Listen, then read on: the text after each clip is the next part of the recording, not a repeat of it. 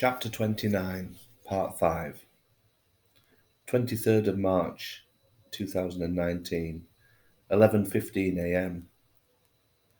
It was nearly 2 o'clock in the morning when I eventually got in and crashed on the bed. I completed the long drive in one go. I was on autopilot for most of it. I haven't got anything to add today. I'm not doing any work today either. You deserve a rest too, Mr. Diary. 25th of the 3rd, 2019, Monday, nothing to report. 26th of the 3rd, 19. Mum called me to remind me about Thursday and our date night. I'd forgotten all about it, to be honest. That is something to look forward to, something to drag me out of this slump. I seem to have lost all my enthusiasm at the moment. I invested so much time and effort into that case, I'm not sure what I've left to give. I must try to motivate myself to do some casework this afternoon. I might join the gym in too. I also must remember to get that crate of ale for Darren. 27th of March 2019. I'm getting more and more excited for tomorrow night now. I feel more alive today. I've even got my induction at the gym later, and then I'm going to go to the pub to meet Darren and a couple of the lads. Just a few pints. The fitness can start for real tomorrow. 6 missed calls on my mobile phone while I was in the bath. Private numbers. Potential fraud, my phone suggests. No messages left. No, I've not been involved in an accident. No, I don't want to buy life insurance. No, I don't want Viagra. Well, at least not yet. How do these companies get my number anyway? 28th of March 2019. That was a brilliant catch-up last night. It was great to see the boys again. I'm going to make this a regular thing from now on. They were very pleased to see me too, which gave me a real buzz. Hopefully tonight will too. I'm meeting Mum at the restaurant at 7:30. Come on, Paul. You can do it. 10:30 p.m. I am walking on cloud 9. She said yes. I had the courage to ask her and she said yes. Well, Mum did the groundwork, but I still had the courage to ask. Tina looked as nervous as I was when we walked in. It was quiet in the restaurant, which helped. There were only a few customers in, and they were all spread out. Antonio served us, exuding his usual confidence and charm. Mum let him flirt and practically encouraged him. She was enjoying herself too. We ordered wine with the food and Tina served us. She tried not to make eye contact with me. If she had, she would have noticed me blushing. It went on like that throughout the starters and main courses until Mum's patience ran out. I'm going to powder my nose, she said, and then I'm going to have a drink at the bar with Antonio.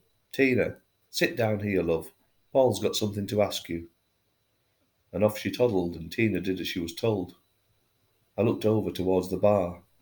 Mum was stood there chatting to Antonio and looking in our direction, the two of them making gestures and mouthing, "Go on," to me. I came straight out with it. Well, sort of. I don't suppose if you'd like to, if you don't have, what I'm trying to say is, I'd love it if you would consider going out with you, she said, finishing my sentence. Yes, I would love to. I would really love to. And that was that. We chatted for 10 minutes or so before Antonio and Mum returned to the table. Did she say she'd go out with you then? Asked Mum, bluntly. She did, I replied, beaming. Good. About bloody time. Let's make sure we don't court on the same night then. Antonio's agreed to go out with me too, on the condition we don't go to an Italian restaurant for our first proper date.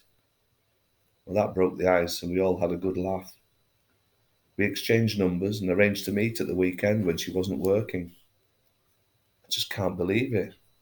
She's gorgeous, funny, witty, gorgeous and gorgeous. I can't believe she's agreed to go out with me. I'm so excited, Mr. Diary. Things are going so well. I've money in the bank. I'm getting on better with Mum now than I have done in many years.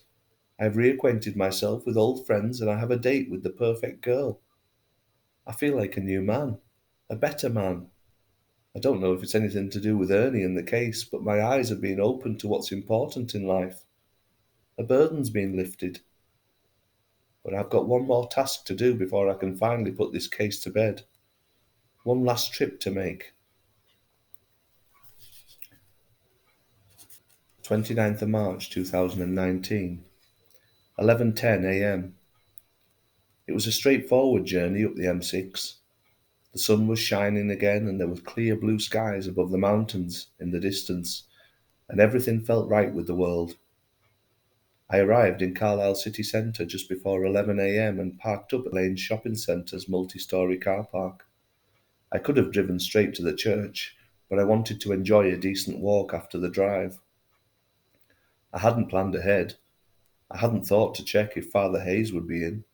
I just presumed he would be. I didn't know what I would do if he was out. I'd probably just go straight back. But I'll take my chances. You can come with me for the walk, Mr. Diary. 11:45 a.m. I walked through the city centre and past the old town hall. There were plenty of shoppers milling around, minding their own business and going about their daily lives. I carried on through the cathedral grounds and on to Castle Way, before heading through Colgate and on towards Wigton Road and that steep hill that led to St Bede's Church. Like last time, I was out of breath by the time I got to the top of the hill. I really do need to get fitter. For once, I need to make use of the new gym membership and not just use it for the first week or so before losing interest like I normally do. I'm now sat on a wharf at the church updating you again. I can see a car parked outside the house. Hopefully that's Father Hayes, and hopefully he's in. My phone buzzed again in my pocket, another missed call to add to the two on the journey north. I'll turn the thing off until later. Here goes.